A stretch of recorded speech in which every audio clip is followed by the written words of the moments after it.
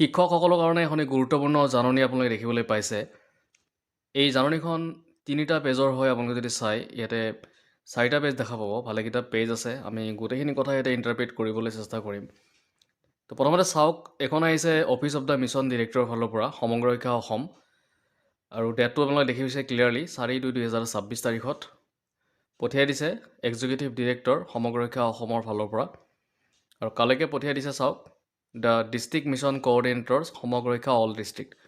তো প্ৰত্যেকখন ডিষ্ট্ৰিক্টৰ কোঅৰ্ডিনেটৰলৈকে আৰু ডিষ্ট্ৰিক্ট মিছন কোঅৰ্ডিনেটৰলৈকে এইখন পঠিয়াই দিছে। আৰু যিটো গাইডলাইন, সেই গাইডলাইনটো চাওক, ছাবজেক্টটো চাওক, guideline on school monitoring and spot assessment in grade 2 on FLN। তো FLNক লৈ এখন নটিফিকেশ্যন প্ৰকাশিত হৈছে।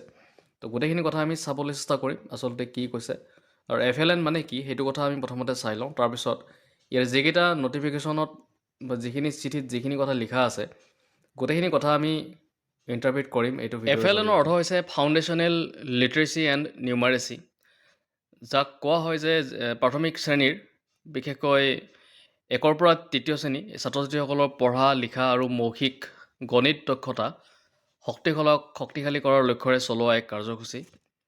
আৰু ইয়াতে মূলতঃ থাকে সাক্ষৰতাৰ ক্ষেত্ৰত, লিটাৰেচিৰ ক্ষেত্ৰত আখৰ চিনাক্ত কৰা, শব্দ আৰু বাক্য পঢ়িব পৰা, সৰল লিখন দক্ষতা, তাৰপিছত আহিলে সংখ্যা জ্ঞান অৰ্থাৎ সংখ্যা চিনাক্তকৰণ কৰা, যোগ বিয়োগৰ দৰে সৰল গণিত বা দৈনন্দিন জীৱনৰ সৈতে গণিতৰ সংযোগ। তো তেনেকৈ এইখিনি বস্তু চোৱা হয় FLNত। তো এতিয়া আমি চাম আচলতে কি লিখিছে। বিষয়টো চাওক, FLNৰ অধীনত শ্ৰেণী 2ত বিদ্যালয় পৰ্যবেক্ষণ আৰু স্পষ্ট মূল্যাংকনৰ নিৰ্দেশনা সম্পৰ্কে, স্পট মূল্যাংকনৰ, স্পট যিটো এছেছমেণ্ট কৰা বুলি কোৱা হয় স্পট, সেইটো নিৰ্দেশনাক লৈ পেলাই। আৰু ইয়াতে শ্ৰেণী 2 অৰ্থাৎ ক্লাছ 2ৰ কথা ইয়াতে কৈছে। এতিয়া কৈছে আপোনালোকলৈ পূৰ্বে প্ৰেৰণ কৰা পত্ৰ নিৰ্দেশনা নাম্বাৰ ইয়াতে আছে। তাৰিখ দিছিলে আপোনাৰ 30/10/2025। ধাৰাবাহিক সংলগ্ন নিৰ্দেশনা সংলগ্ন অনুসৰি জিলা, ব্লক আৰু ক্লাষ্টাৰ পৰ্যায়ৰ বিষয়াসকলৰ দ্বাৰা ক্ষেত্ৰ পৰিদৰ্শন আৰু শ্ৰেণী 2ৰ বাবে স্পট পৰীক্ষা নিশ্চিত কৰিবলৈ আপোনালোকক অনুৰোধ জনোৱা হৈছে। পৰিদৰ্শনৰ ফলাফল প্ৰবিষ্ট কৰাৰ বাবে এক লিংক শীঘ্ৰেই শ্বেয়াৰ কৰা হ'ব। এইটো আপোনালোকৰ জ্ঞাতাৰ্থে আৰু প্ৰয়োজনীয় ব্যৱস্থা গ্ৰহণৰ বাবে জনোৱা হ'ল। এতিয়া আমি চাম তলৰ ফালে কি কি কথা লিখা হৈছে। তো ইয়াতে চাওক, ফেব্ৰুৱাৰী 2026 মাহত ক্ষেত্ৰ পৰিদৰ্শন আৰু স্পট টেষ্ট সম্পাদনৰ নিৰ্দেশনা। পূৰ্বৰ পত্ৰত উল্লেখ কৰা অনুসৰি প্ৰতিখন জিলাই 100খন বিদ্যালয় পৰিদৰ্শন আৰু 2য় শ্ৰেণীৰ ছাত্ৰ ছাত্ৰীৰ বাবে 500টা স্পট টেষ্ট সম্পন্ন কৰিব লাগিব। ভূমিকা অনুসৰি মাহেকীয়া লক্ষণসমূহ তলত দিয়া হৈছে। DPO TT, তো প্ৰতিজন DPO TTয়ে 10খন বিদ্যালয় পৰিদৰ্শন আৰু 2য় শ্ৰেণীৰ 50টা স্পট টেষ্ট সম্পন্ন কৰিব লাগিব। FLN পৰামৰ্শদাতা, সাক্ষৰতা গণিত, প্ৰতিজন FLN পৰামৰ্শদাতাই 10খন বিদ্যালয় পৰিদৰ্শন আৰু 2য় শ্ৰেণীৰ 50টা স্পট টেষ্ট সম্পন্ন কৰিব লাগিব। তাৰপিছত কৈছে ইয়াতে BRP ব্লক পৰ্যায়ৰ সকলো BRP মিলি সাময়িকভাৱে 30খন বিদ্যালয় পৰিদৰ্শন আৰু 2য় শ্ৰেণীৰ 150টা স্পট টেষ্ট সম্পন্ন কৰিব লাগিব। প্ৰতিটো সামূহিক মূল্য ব্যক্তিগত BRPৰ বাবে পৃথক নহয়। তাৰপিছত আহিলে CRCC জিলা পৰ্যায়। জিলাই 40জন CRCC চিনাক্ত কৰিব। নিৰ্বাচিত প্ৰতিজন CRCCয়ে মাহটোত 1-2খন বিদ্যালয় পৰিদৰ্শন আৰু 5-10টা স্পট টেষ্ট সম্পন্ন কৰিব লাগিব, যাতে জিলা পৰ্যায়ত মুঠ 40খন বিদ্যালয় পৰিদৰ্শন সম্পন্ন হয়। প্ৰতিবেদন আৰু গণনাৰ ক্ষেত্ৰত যদিও অধিক পৰিদৰ্শন কৰা হয়, তথাপি প্ৰতিখন জিলাৰ ক্ষেত্ৰত কেৱল 40টা CRCC পৰিদৰ্শনহে গণ্য কৰা হ'ব। তাৰপিছত দিলে যিকেইখন জিলাত কেৱল এজন FLN পৰামৰ্শদাতা আছে বা কোনো FLN পৰামৰ্শদাতা নাই, সেই ক্ষেত্ৰত অতিৰিক্ত 10খন বিদ্যালয় পৰিদৰ্শন আৰু 50টা স্পট টেষ্ট অন্য মনোনীত কৰ্মচাৰীৰ দ্বাৰা সম্পন্ন কৰিব পাৰি।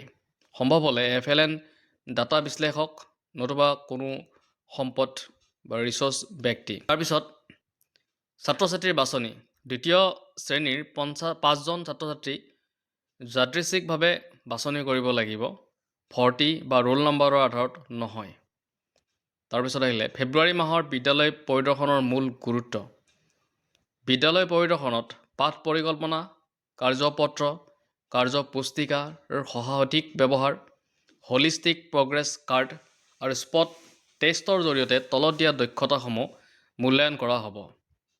পঢ়াৰ সঠিকতা, পঢ়া বুজাবুজি, ৰিডিং কম্প্ৰিহেনশ্যন, 2টা অংকৰ বিয়োগ ধাৰ নোলোৱাকৈ, 2টা অংকৰ বিয়োগ ধাৰ লৈ, 2টা অংকৰ বিয়োগ বা গুণ পূৰণ, তাৰপিছত আহিলে পুনৰাবৃত্তি যোগ বা পূৰণ।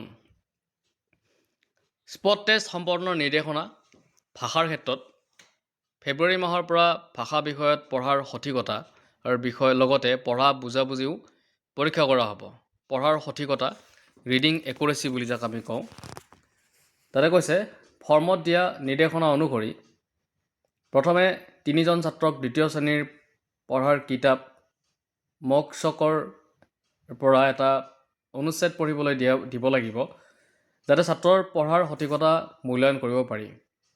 তাৰপিছত ক'লে এই কাৰ্যৰ বাবে শিক্ষকৰ পৰা দ্বিতীয় শ্ৰেণীৰ পঢ়াৰ কিতাপ ল'ব, এখন পৃষ্ঠা খুলি অনুচ্ছেদটো দেখুৱাই প্ৰতিজন ছাত্ৰক এজন এজনকৈ জোৰেৰে পঢ়িবলৈ ক'ব।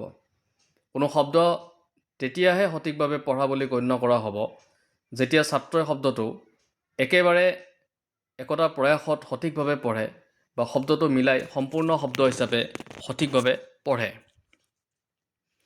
এজন শিক্ষাৰ্থীয়ে যিকোনো শব্দ পঢ়িবলৈ চেষ্টা কৰাৰ সময়ত যদি আখৰ বা শব্দাংশসমূহ একেলগে মিলাই সম্পূৰ্ণ বা শুদ্ধ শব্দ গঠন কৰিব নোৱাৰে, তেন্তে সেই শব্দটো ভুলকৈ পঢ়া বুলি গণ্য কৰা হ'ব, অথবা যদি শিক্ষাৰ্থীয়ে শব্দটো ভুলকৈ পঢ়ে বা একেবাৰে নপঢ়ে, তেন্তেও সেই শব্দটো ভুলকৈ পঢ়া বুলি ধৰা হ'ব। তাৰপিছত দিলে কেৱল তেতিয়াহে শিক্ষাৰ্থীয়ে পঢ়াত সঠিক বুলি ধৰা হ'ব যেতিয়া তেওঁ দিয়া অনুচ্ছেদখনৰ অন্তত 70% শুদ্ধ শব্দ শুদ্ধকৈ পঢ়িব পাৰে। তাৰপিছত আহিলে ৰিডিং কম্প্ৰিহেনশ্যন, পঢ়া বুজাবুজি।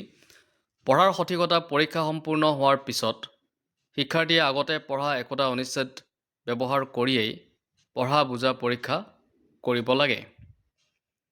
এই কামটোৰ বাবে কবটুলত দিয়া কাহিনীৰ ওপৰত আধাৰিত 3টা প্ৰশ্ন শিক্ষাৰ্থীক সোধা হ'ব।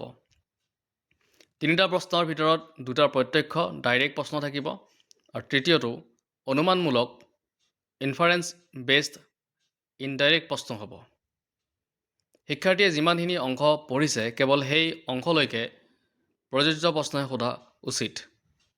যদি শিক্ষাৰ্থীয়ে কাহিনীৰ প্ৰথম বাক্যটো পঢ়িব নোৱাৰে, তেন্তে সেই শিক্ষাৰ্থীৰ বাবে পঢ়া বুজা পৰীক্ষা নকৰিব। প্ৰশ্ন সোধাৰ সময়ত শিক্ষাৰ্থীৰ আগত তেওঁ পঢ়া কাহিনীখন খোলা ৰাখিব পাৰি আৰু শিক্ষাৰ্থীয়ে নিজে চাই উত্তৰ দিব পাৰিব। শিক্ষাৰ্থীয়ে দিয়া প্ৰতিটো উত্তৰৰ বাবে উত্তৰ শুদ্ধ হ'লে য়েছ আৰু ভুল হ'লে ন' বুলি চিহ্নিত কৰিব। এতিয়া আহিলে স্পট টেষ্ট, সংখ্যা জ্ঞান চলাবলৈ দিয়াৰ নিৰ্দেশনা। নৱেম্বৰৰ পৰা জানুৱাৰী মাহলৈকে শিক্ষাৰ্থীসকলক অংকৰ যোগ আৰু বিয়োগৰ ওপৰত মূল্যায়ন কৰা হৈছিল। তথ্য অনুসাৰে যোগত সঠিকতাৰ হাৰ 87.44 আৰু বিয়োগত 78.09%। ASER আৰু আছাম FLN আদি সমীক্ষাটো দেখা গৈছে যে শিক্ষাৰ্থীসকলে 2টা অংকৰ বিয়োগত অধিক অসুবিধা অনুভৱ কৰে। লগতে পাঠ্যসূচী যাতে একাডেমিক কেলেণ্ডাৰৰ সৈতে সঠিকভাৱে আগবাঢ়ে তাৰ বাবে জানুৱাৰীলৈকে আৱৰি লোৱা আৰু এটা দক্ষতাকেও স্পট মূল্যায়নত অন্তৰ্ভুক্ত কৰা হৈছে। এই উদ্দেশ্যসমূহৰ সৈতে ফেব্ৰুৱাৰী মাহৰ পৰা স্পট মূল্যায়নত তলত দিয়া প্ৰতিটো দক্ষতাৰ ওপৰত এটাকৈ প্ৰশ্ন সোধা হ'ব। 2টা অংকৰ বিয়োগ ধাৰ নোলোৱাকৈ, 2টা অংকৰ বিয়োগ ধাৰৰ সৈতে, পুনৰাবৃত্তি যোগ হিচাপে গুণ বা পূৰণ, মাল্টিপ্লিকেশ্যন এজ ৰিপিটেড এডিশ্যন। এই দক্ষতাৰ প্ৰশ্নসমূহ তৈয়াৰ কৰাৰ সময়ত মনত ৰাখিবলগীয়া বিষয়সমূহ আৰু উদাহৰণ প্ৰশ্নসমূহ তলত দিয়া হৈছে। দুটা অংকৰ বিয়োগ ধাৰ নোহোৱাকৈ দুটা সংখ্যাৰ ভিতৰত সৰ্বাধিক এটাহে অংকৰ সংখ্যা হ'ব পাৰে। বিয়োগৰ প্ৰশ্নটো উলম্বভাৱে ভাৰ্টিকেলি লিখা থাকিব লাগিব। শূন্য বা জিৰ' ধাৰণাটো পৰীক্ষা কৰিবলৈ কিছুমান প্ৰশ্ন অন্তৰ্ভুক্ত কৰিব লাগে। এই উদ্দেশ্য পূৰণ কৰিবলৈ কিছুমান উদাহৰণ প্ৰশ্ন তলত দিয়া ধৰণে দিয়া হৈছে। তো দেখিলে আপোনালোকে এখন দীঘলীয়া ন'টিফিকেশ্যন, আমি গোটেইখিনি কথা ইয়াতে ইণ্টাৰপ্ৰিট কৰি দিলোঁ। আৰু যদি ভিডিঅ'টো ভাল লাগিছে লাইক, শ্বেয়াৰ আৰু এটা ছাবস্ক্ৰাইব কৰি দিব।